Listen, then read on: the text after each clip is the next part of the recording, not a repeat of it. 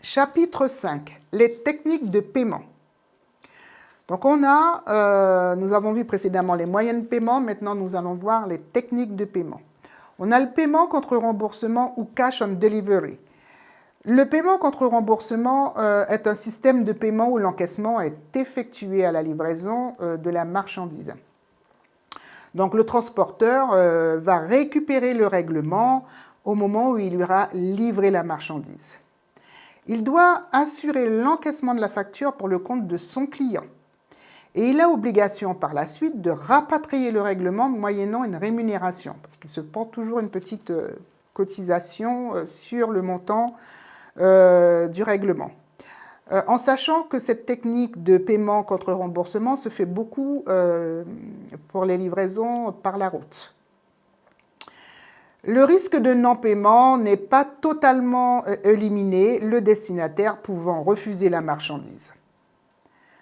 Donc vous voyez, vous avez un petit schéma, vous avez le vendeur qui remet au transporteur la marchandise, celui-ci va la livrer à l'acheteur, l'acheteur lui donne le règlement et le transporteur va le retourner donc au vendeur. Nous allons aborder maintenant la remise documentaire, qui est une technique de paiement qui est un peu plus sécurisée.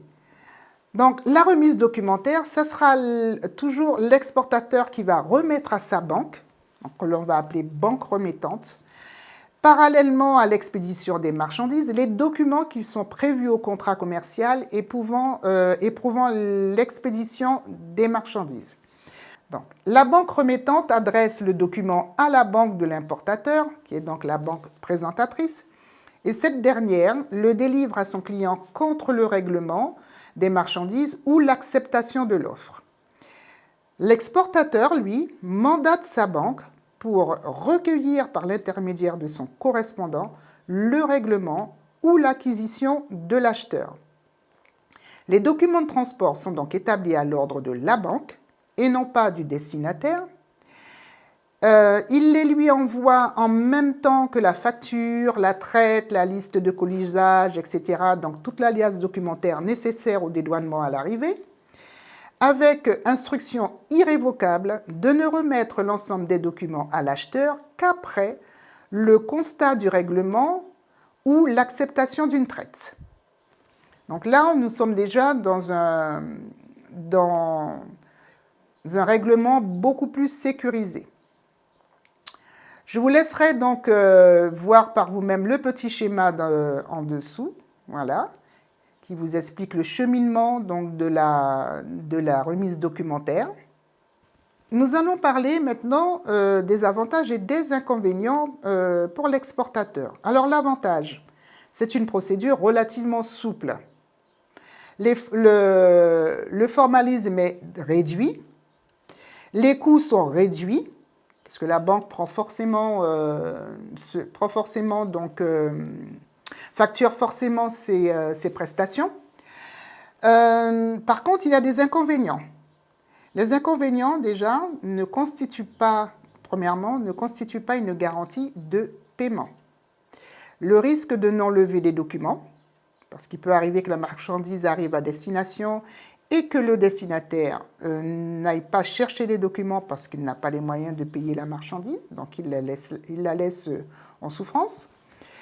Et le risque d'impayé, 6 documents contre acceptation. Pour l'importateur, quels sont les avantages et les inconvénients? Dans un premier temps, l'avantage, c'est quasi la même garantie que le crédoc. La possibilité parfois d'inspecter les marchandises avant de payer, de voir si la marchandise elle est conforme à ce qu'il a demandé. La possibilité de retirer les marchandises si signature d'une traite. On a un inconvénient qui est quand même majeur, c'est l'impossibilité de retirer la marchandise avant le règlement. Donc, il peut donner sa traite signée, mais avant l'avoir donnée, il ne peut pas retirer la marchandise. Voilà, donc nous allons parler du crédit documentaire ou crédoc. Le crédoc est irrévocable quand la banque de l'acheteur s'engage fermement et définitivement à payer, sous réserve que les documents demandés lui soient fournis. Et cela même si des événements politiques empêchent l'acheteur à payer ou interrompent le transfert de fonds. Ce qu'il faut savoir, c'est qu'avec le crédit documentaire, c'est vraiment la banque qui se porte garante de l'acheteur. Donc, quels que soient les événements qui pourraient avoir lieu dans son pays, il peut y avoir un changement de gouvernement, il peut y avoir une guerre civile, peu importe, ou que pendant quelque temps, pour des raisons économiques, on suspende les transferts de fonds, la banque, d'une manière ou d'une autre, elle vous paiera toujours. Et après, donc, elle se débrouillera avec le destinataire. Nous allons enchaîner avec le chapitre 6,